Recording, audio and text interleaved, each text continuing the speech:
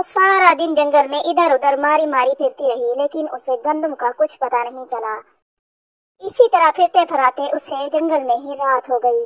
पता नहीं जंगल का ये कौन सा हिस्सा था। नील चिड़िया थक कर कुछ देर के लिए वहां रुक गई। पता नहीं मैं ये कहाँ आ गई हूँ, कुछ भी समझ में नहीं आ रहा है। मैं क्या करूँ? कहाँ मैं अपनी गंदम के लिए चक्की तलाश कर रही थी और कहाँ अब मेरे पास गंदम ही नहीं है। अब मैं पूरा साल क्या करूँगी?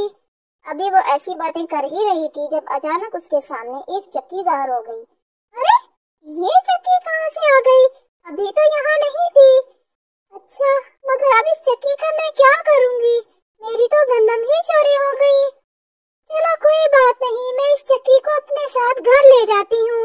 अगले साल जब गंदम होगी तो मैं इससे पीस लूंगी। नील चिड़िया उस चक्की को अपने साथ अपने घर ले आई, लेकिन उसे ये मालूम नहीं था कि इस चक्की का वो अब क्या करे। उसके बेटे ने कहा, मामा मुझे भूख लगी है, मुझे खाना दे।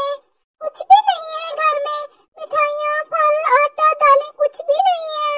मुझे कुछ खाने को दे मम्मा। चिड़िया बहुत परेशान हुई। फिर उसने कहा, ठीक है बेटे, मैं तुम्हारे लिए मिठाइयाँ, फल, दालें वगैरह नहीं ला सकती, मगर तुम्हें कुछ और देती हूँ खाने के लिए। अभी चिड़िया ये बात कर ही रही थी कि उसने देखा कि चक्की घूमना शुरू हो गई। चक्की को खुद ब खुद घूमते देखकर चिड़िया एकदम पीछे हट गई। फिर चक्की में से एक धुआं सा निकला तो चिड़िया ने आगे होकर देखा। उस धुएं में से अचानक दालें निकल आई, फिर आटा भी आ गया, फिर फल भी नमूदार हो गए और उसके बाद मिठाइयों की प्लेट भी आ गई। ये तो जादुई चक्की थी। चिड़िया और उसका बेटा बहुत खुश हो गए। अब उनकी जिंदगी बहुत आसानी और खुशहाली से गुजरने वाली थी, क्योंकि उन्हें जिस भी चीज की जरूरत होती वो चक्की में से निकल आती। बस इसी तरह फिर दिन गुजरने लगे। चिड़िया हर फिक्र से आजाद हो गई थी। वो मजे से इधर उधर घूमती और बाद में चक्की को हुक्म देती। जो उन्हें खाना होता चक्की वो फौरन निकाल देती।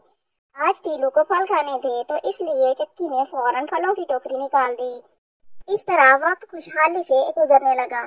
चिड़िया को अब कोई काम नहीं था। वो आराम से अपने घर के बाहर बैठकर मजे से जंगल के नजारे देखती, इधर उधर घूमती और पानी पीती। उसे कोई परेशानी नहीं होती। जब उसे भूख लगती वो चक्की को हुक्म देती तो उसकी पसंद का खाना चक्की में से बाहर आ जाता। आज टीलू की फरमाइश पर वो लोग मिठाइयाँ खा रहे थे। एक दिन नील चिड़िया अपने घर के बाहर दरख्त पर बैठी हुई थी जब पारो चिड़िया वहाँ आई। वो बहुत परेशान नजर आ रही थी। नील चिड़िया ने उससे पूछा, तुम्हें क्या हुआ है पारो? तुम इतने परेशान क्यों नजर आ रही हो? बस क्या बताऊं नील चिड़िया, मेरा बच्चा बहुत बीमार है। मैं दाने की तलाश में इधर उधर नहीं जा सकती।